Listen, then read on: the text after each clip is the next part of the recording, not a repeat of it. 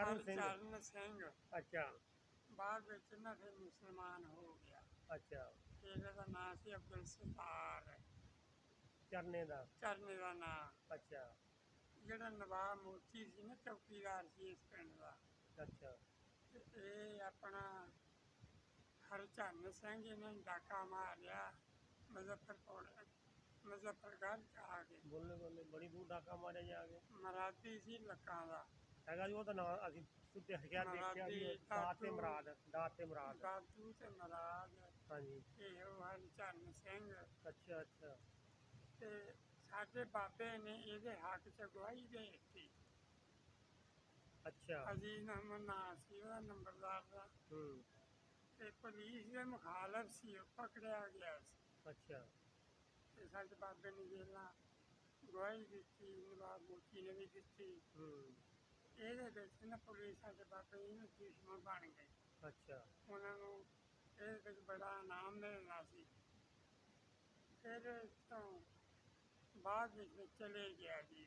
ਅੱਛਾ ਆਹ ਜਿਹੜਾ ਮੁੰਡਾ ਬੈਠਾ ਆ, ਹੂੰ ਇਹਦੇ ਬਾਬੇ ਨੇ ਸਾਰੇ ਪਿੰਡ ਦਾ ਨਾਕਾ ਕੀਤਾ ਜੀ ਮਾਮਾ ਦਾ। ਅੱਛਾ ਅੱਛਾ ਗੁਲਾਮ ਗੌਸ ਅੱਛਾ ਗੁਲਾਮ ਗੌਸ ਨਾ ਇਹਨੇ ਕੋਲ ਦੀ ਲੰਘਿਆ, ਉਹਨੇ ਪੁੱਛਿਆ ਬਾਬੇ ਨੂੰ ਹੂੰ ਤੁਸੀਂ ਇੱਥੇ ਨਾਕਾ ਲਾਇਆ ਕਿਸ ਵਜ੍ਹਾ ਤੋਂ? ਹੂੰ ਕੁੜੀ ਆਈ ਸੀ। ਹੂੰ ਅਸੀਂ ਆਖੇ ਅਬਦੁਲ ਸਤਾਰ ਨੂੰ ਫੜਨਾ ਆ। ਹੂੰ ਕੋਲ ਦੀ ਲੰਘਿਆ ਤਾਂ ਆਉ ਜਾਂਦਾ ਜੀ ਕਹਿੰਦਾ ਹੂੰ ਹਲਦਿਆ ਫਿਰ ਉਹਨੂੰ। ਅੱਛਾ ਹਾਂ ਬਾਬਾ ਗੁਲਾਮ ਗੌਸ ਹੋਰ ਇਹਦਾ ਭਾਈ ਦਾ ਬਾਬਾ ਆ ਗਏ। ਹਾਂਜੀ ਅੱਛਾ ਬਾਅਦ ਵਿੱਚ ਇੱਕ ਆਪਣਾ ਵਾਟਾ ਸਾਡੇ ਬਾਬੇ ਨੂੰ ਦੇ ਰਿਹਾ ਸੀ ਫਰੀ ਚਰਨਾ ਚੱਲਣਾ। ਅੱਛਾ ਲੰਬੜਦਾਰਾ ਮੈਂ ਚਲੇ ਜਾਣਾ ਹਾਂ ਤੇ ਤੂੰ ਇਹ ਕਬਜ਼ਾ ਕਰ ਲੈ, ਕਾਫੀ ਲੱਗ ਗਈ ਹੈ। ਅੱਛਾ ਬਾਬਾ ਕਹਿੰਦਾ ਵੀ ਨਹੀਂ ਮੈਂ ਨਹੀਂ ਇਹ ਲੈਣਾ। ਹਾਂ ਤੇ ਬਾਅਦ ਵਿੱਚ ਪਤਾ ਨਹੀਂ ਉਹ ਕਿੱਦਾਂ ਗਿਆ ਕਿੱਦਾਂ ਨਹੀਂ ਗਿਆ। ਹਾਂ ਏਦਾਂ ਹੀ ਆ। ਅੱਛਾ ਅੱਛਾ ਅੱਛਾ ਹੂੰ ਹੂੰ ਹੂੰ ਹੂੰ ਹੂੰ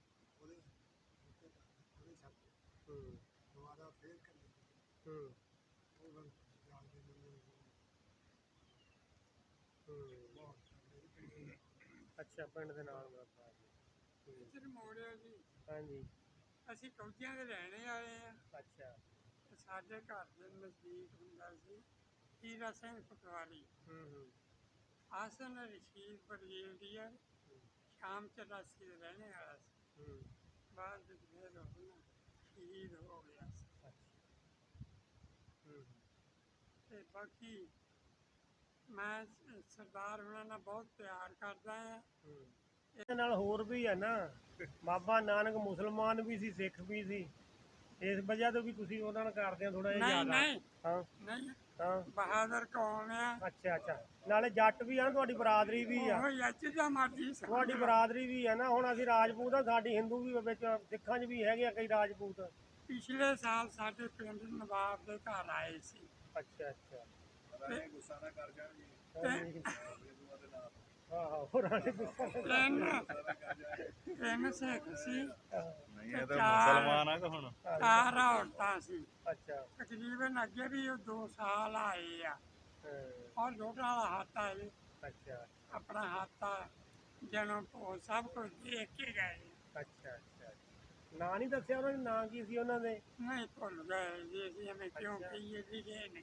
ਅੱਛਾ ਉਹਨਾਂ ਨੇ ਸਾਨੂੰ ਬੜੀ ਆਫਰ ਕੀਤੀ ਕਿ ਜਦੋਂ ਕਿਤੇ ਆਇਓ ਯਾਰ। ਹੂੰ ਮਕੇਰੀਆਂ ਦੇ ਰਹਿਣੇ ਵਾਲੇ ਸੀ ਉਹ। ਮਕੇਰੀਆਂ ਹੁਸ਼ਿਆਰਪੁਰ ਦੀ ਤਹਿਸੀਲ ਆ, ਕਾਹਦੀ ਤਹਿਸੀਲ ਆ ਉਹ? ਮਕੇਰੀਆਂ ਹੁਸ਼ਿਆਰਪੁਰ 'ਚ ਆ ਬੈਠੇ ਮਕੇਰੀਆਂ ਦੇ ਅਸੀਨੇ ਹੋਣੀ, ਨਹੀਂ ਸੀਨੇ ਹੋਣੀ ਸਰਦਾਰ ਸਿੰਘ 41 ਦੇ। ਹਾਂਜੀ ਇਹਨਾਂ ਕੋਲ ਬਹਿਬਲ ਮੰਜਾ ਮਕੇਰੀਆਂ ਦੇ ਲਾਗੇ ਪਿੰਡ ਸੀ ਇਹਨਾਂ ਦਾ, ਸੀ ਮੰਜਾ ਦਾ ਪਿੰਡ ਸੀ ਪੂਰਾ ਜੀ।